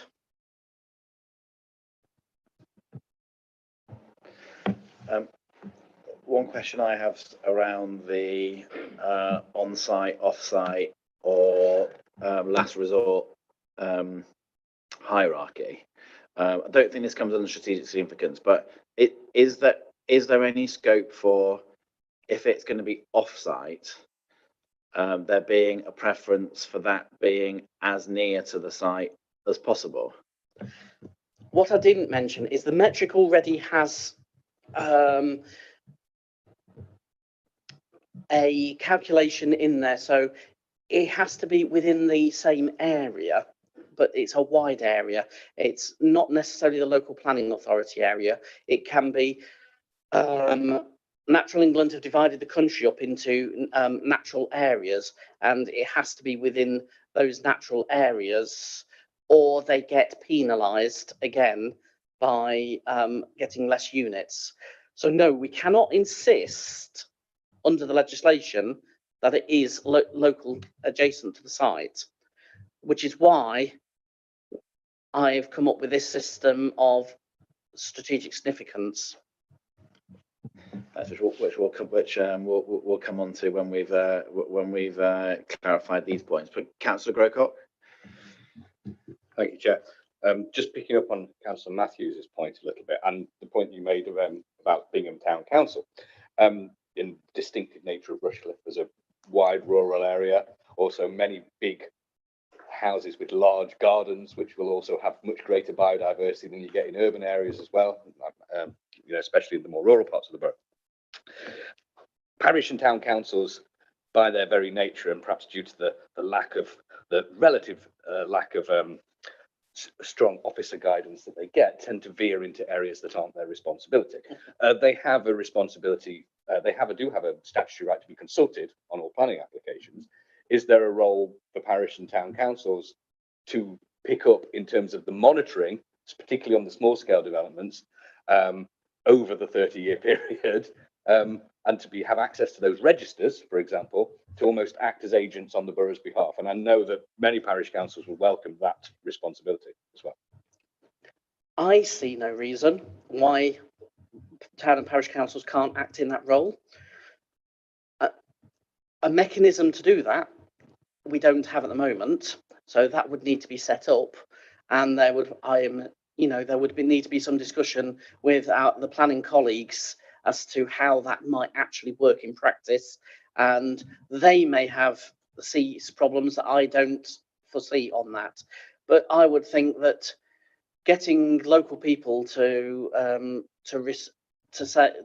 notify us of issues is a good way forward. Thank you. Councillor Solomon. Thank you. I think what I wanted to comment on actually picks up on the comment that Councillor Walker and Councillor Grocrock have both said and sort of meshes them together in a way. About the off-site units, that was the second option. The third option was about credits that go to the government. Is there an outline mechanism in place where we as a local authority could bid for those credits and they could have a financial value that we can then use to improve biodiversity in places we decide in the authority? But that also fits in with the idea that parish councils and town councils could also bid and use that monetary value to upgrade areas they wanted to target. Unfortunately, the answer to that is we don't know, because that's one of the areas that hasn't yet been developed. It's one of the statutory instruments as to how the register will work. It's not yet been published. I suspect, and this is my personal opinion, that they will use the money for their big projects they want to do in the high profile areas, like the Peak District National Park, because that's usually what happens with money that ends up in the statutory authorities. Can I just come back? That doesn't mean that we couldn't perhaps lobby our local MP that local input should be considered into that. And actually that does link back into the point about the legislation. The whole aim of upgrading biodiversity is really important. And this is obviously a really complicated area. And I think Councillor Chewing's comment about the government being incompetent, I think is very harsh and very unfair, because this is a complicated area and it needs the time to make sure that they get the legislation right. And the time frame was spring, summer. It's not even August, summer isn't over. Give them a bit more time to get it right, and hopefully we shall get the answers that we want. I think I'll come to you in a second, Councillor Della, but I think it might be sensible for us to take our consideration of the success or otherwise of the government's policy, perhaps to the pub afterwards, and we can concentrate our discussion at this stage on the recommendations and the proposals that we've got before us. But Councillor Della.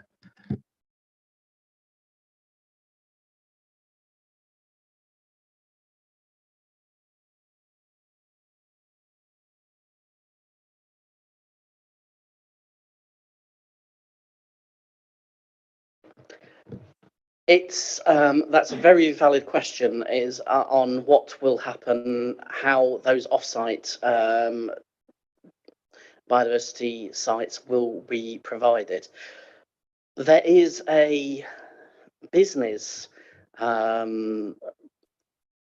methodology of providing them that has been developed. I know of 3 companies that are seeking sites to either purchase or work within Rushcliffe to provide biodiversity net gain in Rushcliffe. I have been approached by a landowner just the other day who asked, how do I get into this? So yes, there is going to be a lot of looking around for where they can put these off-site developments of biodiversity net gain. In some areas of the local authorities are acting actually as brokers to bring people together. I'm not certain whether that is within our ability to provide, but certainly we can signpost people to where there is advice and information, and those companies that are providing you know, are seeking to do biodiversity net gain off-site work within Rushcliffe. Okay, thank you. So, turning then to the proposals for strategic significance. One point of clarification: the multiplier, the multipliers that exist. I presume, would I be right in saying that sort of cuts both ways, if you like? So, if there's a development on one of the sites that's proposed strategic significant, then that means that if there was 50 units going to be lost there, then that multiplier applies to the loss, as well as on the other side of the scale, that if you're providing the benefit on that side, that you get the same multiplier on that bit. The other thing that sort of comes to mind that's of interest is, presumably on the strategically significant sites, whichever they are, it's going to be harder to actually deliver the gain on a site like that than it would be on something that's less strategically significant. So how's that sort of gone into your thinking of what you're proposing? You're correct, yes, in both your assumptions there. The sites that have higher benefit to start with will gain more. So when you do the assessment, your baseline assessment, if you've got you're in with those high value areas, that would mean that you have more biodiversity units on your site. But if your development is actually in one of those areas, it will kind of balance out, because when you've done your development, the amount you've taken out, what's left still has that multiplier on it. It's only if you're going to go into a new area, so you're going to do an off-site, where it will actually impact on you, your benefit, if you can do it in an area with where you're going to get the highest multiplier. However, your comment about it's harder to do it on a site that is of higher value is quite correct. The most profitable way of doing it is for you to take the least interesting site you can possibly find, because you'll be able to build it up quite easily, and especially if you can put it in, get those multipliers as well.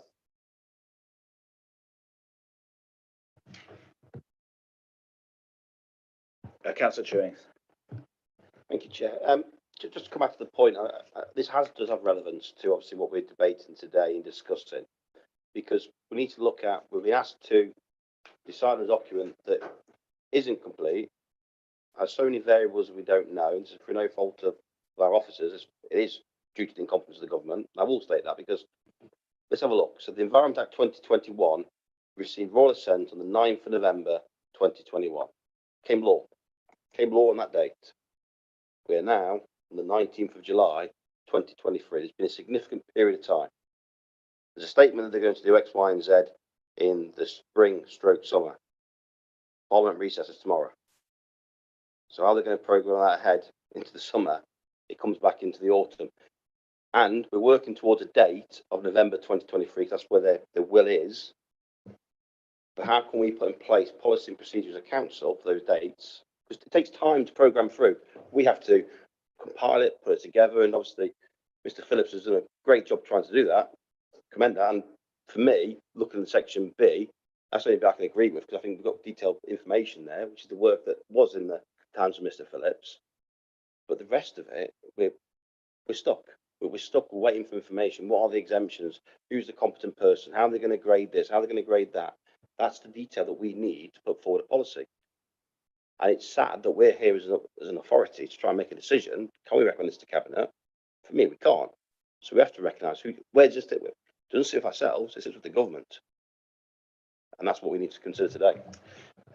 Absolutely, and you know, the next 2 points of the recommendation, I think, are linked to the point you're making that you're going to be putting forward, and that you made earlier, that you have difficulty endorsing something when where there's some uncertainty. And perhaps we'll come to, you know, we'll come to that, and I suspect we'll consider points 5.1, 5.2, 5.3 of the recommendations in terms of the risks of us not doing that. But I think you're right to say we've got some proposals in front of us in relation to strategic significance. I'm keen at the moment to hear the committee's views on Mr. Phillips's proposals for how those for how the strategic significance is determined. So, does anybody else have any input on that aspect?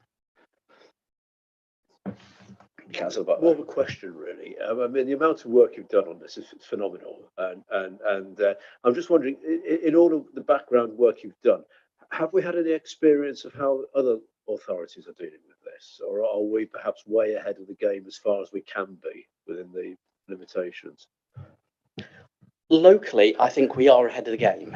I'm not aware of any Nottinghamshire authority that has really grasped this as yet.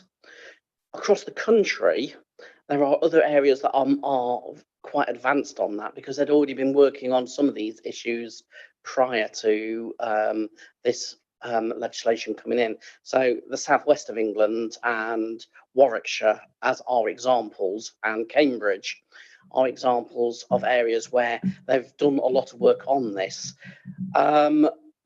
There have been a number of events demonstrating how they are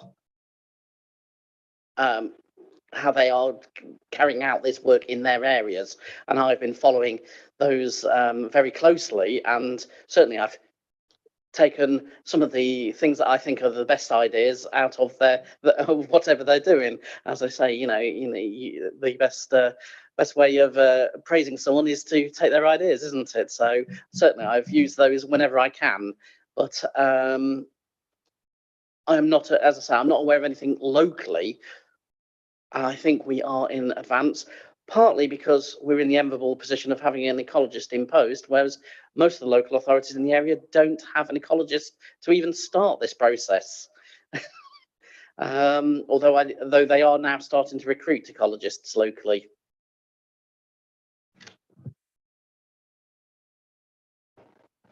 Not too aggressively, I hope. Councillor Solomon. Was that directed at me? No. No, I didn't think so. Just checking. Yeah, the amount of work you've done on this is really considerable. So, well done for that. Your list of all these strategic sites, I mean, it's really quite extensive. I'd love to see a map, because I like maps, of any sites in my ward, and I'm sure all the other councillors would like to see a map. It's a great way of visualising everything. If these, or when these are published, I'm sure there will be lots of parish councils going, why hasn't this area or that area or whatever been included as well? Have you thought about a process where parish councils and local community groups can contact you and say, look, have you considered this? If so, why doesn't it meet the criteria? What can we do to safeguard it as being significant? The simple answer is I haven't considered that. I think it's a very valid point to take forward. Some of the methodology is set out by others. So, the declaration of sites that are SSSIs, local wildlife sites, is not done by ourselves. SSSIs are determined by Natural England. Local wildlife sites are determined by a panel through the Nottinghamshire, across the whole of Nottinghamshire. Local nature reserves, we do actually declare ourselves, so that is one way, and we can work with parishes to declare local nature reserves. The list of blue and green infrastructure has been put together by a methodology from the Greater Nottingham Strategic Partnership. So again, that's not within our remit, but the nature conservation strategy, the Rushcliffe Nature Conservation Strategy, again, is within our remit. So they could be added in there if they have sites that they think should be included. So there are ways that they would be able to influence us. And how we do that, yeah, I've not even thought about that as yet.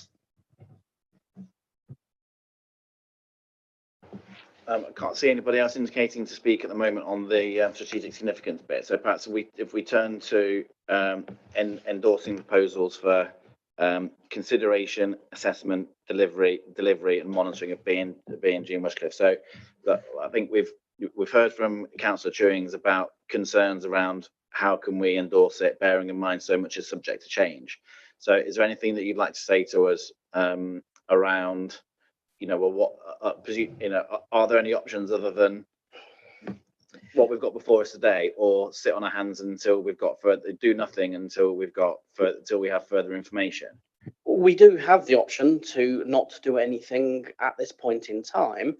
However, if the Secretary of State sticks to the current timetable and says November is the date and declares that it has to be done in November, and they may provide the statutory instruments that, I don't know, maybe in October, we would be in a position where we would be unable to necessarily go forward with our planning obligations. I think that's the risk that we have. Is yes, I fully understand Councillor Chewing's point. I think it's a very valid point, but we also have to deal with the risk of it being imposed on us.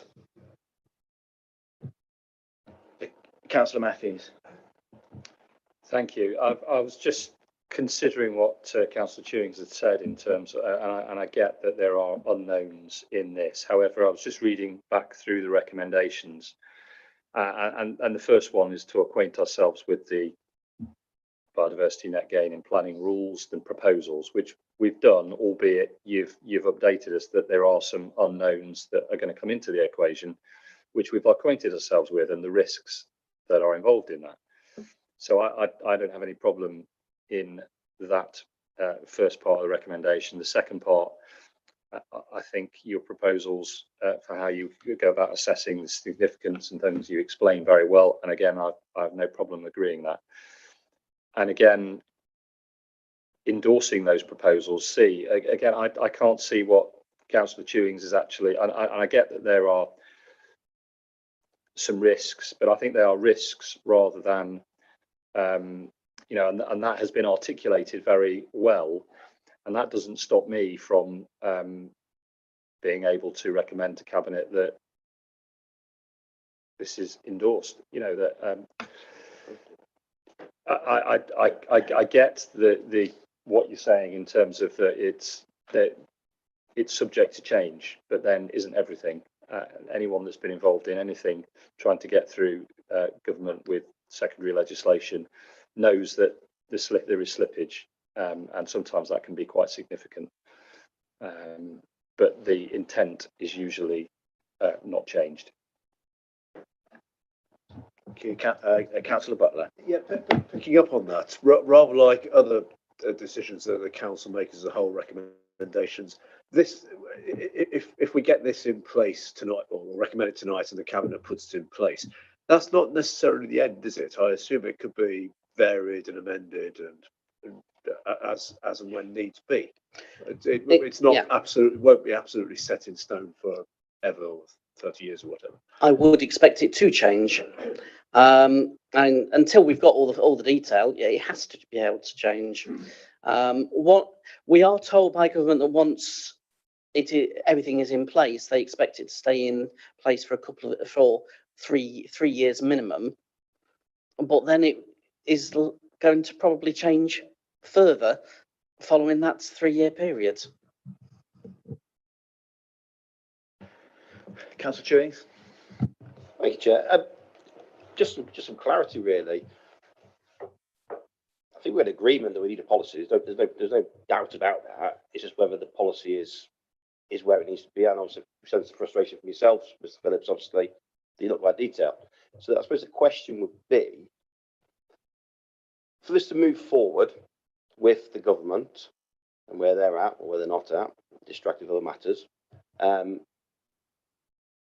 how much notice would we get given for that secondary legislation to come? And I appreciate secondary legislation is a signature from a minister, and I appreciate that, but generally they will give some sort of notification. So that's a question that we need to ask. And if it's a case of it could be next day, then obviously we need to put something in place today. Fully accept that. But we need to have that period of time. But also, then, if that period of time allows us to then convene, even if it be, I don't want to volunteer for extra meetings, an extraordinary meeting for this group to meet, bring that recommendation to cabinet, could we fulfil that? And that's a question and consideration we need to make today. Clearly, I cannot answer that first part. I don't know how long the notice period is likely to be. There's no way I can know that. I think from my own professional experience, rather than anything to do with the council, particularly when the government have given an indication that they're going to do something on a particular date, and then you're waiting and waiting and waiting for them to do it. That can be dropped on at the 11th hour, and then they say, well, we told you 2 years ago that we were going to do this, and tough that we're only telling you at 11:59 that it's happening tomorrow. So that's that's how it goes. 28, I think it's like 21 or 28 days, right? Statutory. They have to allow members of parliament to question, and so there's when they say go, they read it out in parliament, and there's a 28-day grace period before it becomes legislation. I believe you're correct on that, but it's not just the actual go for biodiversity net gain 10% doesn't require a statutory instrument. That is on the signature of the Secretary of State. So yes, we need those statutory instruments in place, but then the actual go is on the signature of the Secretary of State. Can I? There's one, I suppose, comment that I've got in relation. Outside of this, is the timing right? But it's the actual proposals for implementation. One concern that I think we ought to have, moving forwards is around proper resourcing for it. And it's under £15,000 for the next year. Doesn't sound like enough. Doesn't sound like enough to me moving forwards. That is what is being offered by government.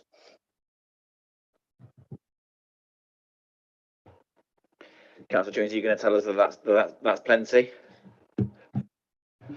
Doubt that very much. The question actually, really, because my understanding with planning, obviously we charge a fee for planning based on the costs. Once this comes into place, this will become a cost of plan applications, so we could raise further funds by increasing our plan application costs. I believe that's correct. So I have a feeling that the planning fees are not set by us. They're a national thing. So in fact, that's the case, isn't it? So yeah. So we don't set the planning fees. That they're a national thing. okay. Mr. Phillips. It is one of the discussions that is very frequently ongoing at the moment amongst planning and ecology officers across the country, and there has been a request for an increase in the planning fees. So I believe you're right, it is set nationally, and there has been a request for them to be increased, but whether that happens or not, I don't know. Councillor Grocott. Yeah, nonetheless, in terms of what government is allocating, I think your point is correct, Councillor Walker. We could, I don't know exactly the mechanism, but a point to review the resources and make a decision on whether to put additional resources into this area at some point in future.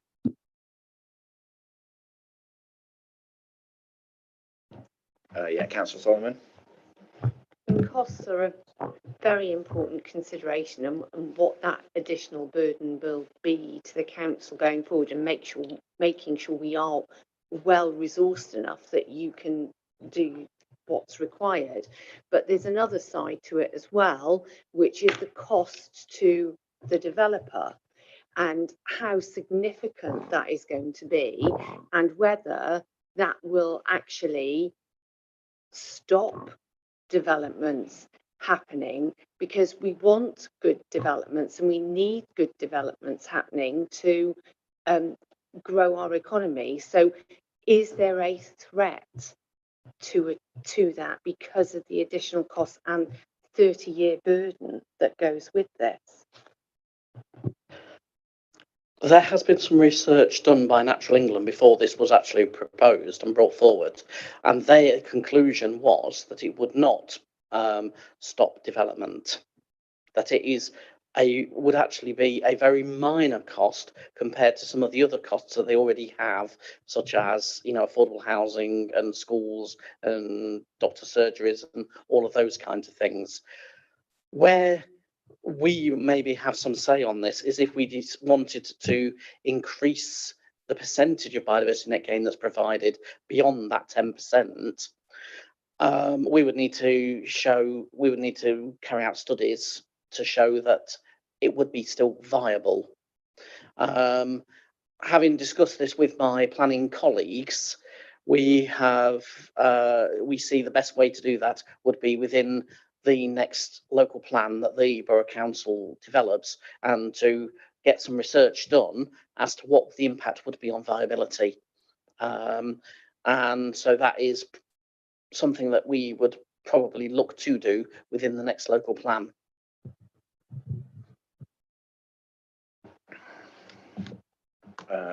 Okay, thank you. So, Councillor Grocott, a suggestion that I've got in relation to the resource point that we have mentioned is a potential addition to recommendation D, which is recommend to Cabinet for adoption, to include careful consideration of providing adequate officer resource to ensure full implementation.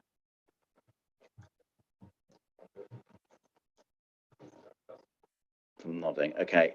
Councillor Butler, are you minded to move the recommendations of the? Yes, I think I am. I think we've had a really good, fantastic presentation and detail. It's quite amazing. But I think we've had a genuinely good discussion as well. But we are where we are with this, and we've heard that we are probably ahead of the game anyway. So I think that given the information we've got, plus the fact that we know there's going to be flexibility there, and there's this suggestion for this extra little recommendation, and I think yes, I think we should move it and move ahead, move on. So I'm happy to move that.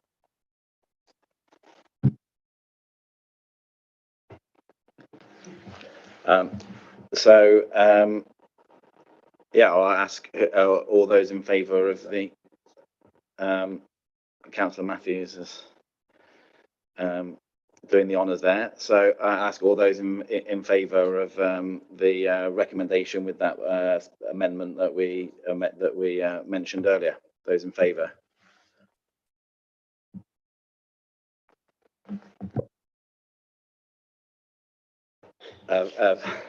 Very good. So again, Paul,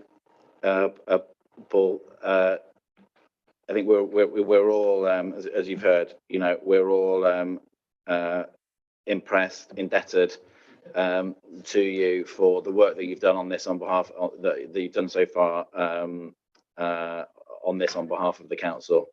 And we're all off tomorrow to nobble all of our colleagues at other authorities to ensure that you continue to do that for us for a long time ahead. So thank you again.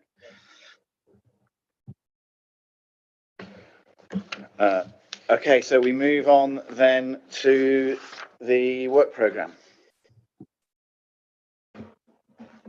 Yeah, so you've got the report in your papers. So just very briefly, for October, we've got how the borough works with partners to plan for the infrastructure required to support growth, and a review of the growth boards. And then January, we've got sewage infrastructure and discharge within Rushcliffe and the management of open spaces item. And then we've got nothing from March onwards. So if councillors can consider items that they want to bring forward, and obviously I'm more than happy to chat to anybody in the group about that. Councillor Butler. Thank you. Well, picking up on the earlier discussion, then should we bring in the crematorium? With a suggestion for June. Did we? I can't. Was it June? Yeah, it was June. June. Yeah, for June. I know it's a long way off, but time goes quickly, doesn't it? It's perhaps worth mentioning at this stage that one of the things that crops up from time to time is reminders that it's within our gift and could potentially be of interest to invite portfolio holders to the committee, should we, if we've got a particular area of interest, and I'm assured, while we are being streamed, that we're continually assured that the relevant cabinet members are standing by, ready, willing, and able to do that. So that's that, at the risk of me getting in even more trouble. That's something that we should consider, not necessarily now, but potentially in between now and the next meeting. Councillor Urquhart. I'm not sure when is the appropriate time to do it, and I'm happy to liaise with you, Catherine, on it. It's natural that for us as a local authority, most of the growth and development matters we're considering relate to the physical environment and physical programmes, physical infrastructure, as well as, to a certain secondary extent, community initiatives and community programmes as well. There are a number of myriad programmes commissioned in people and skills and business support across this area that are commissioned on a geography much larger than the Borough Council. The information around how those programmes commissioned by the County Council or larger, the LEP, or what will become the combined authority, often doesn't come down to the Borough Council level in terms of the granular detail. I think the scope for this group to try and scrutinise some of that activity and what its impact is on Rushcliffe, so we know about it. It's challenging for Catherine with a limited team to try and get into all that and understand all that and know where everything is. And believe me, we know that from discussions that we've had with my other hat on. But I think it's something worth considering, and I'm happy to work out and try and map a list of that sort of provision with you, so we could actually get some scrutiny of it and what its impact actually having on Rushcliffe.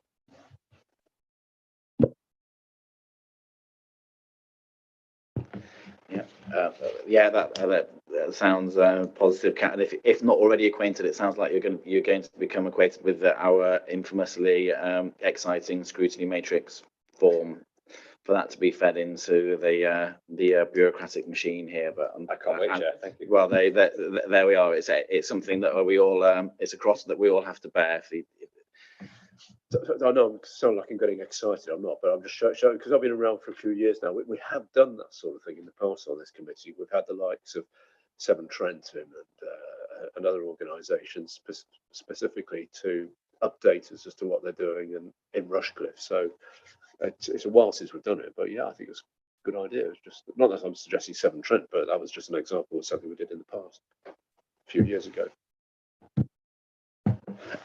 Right, very good. Well, thank you, everybody. Bring the meeting to a close, and thank you very much for your attendance, input, and we'll look forward to our next meeting.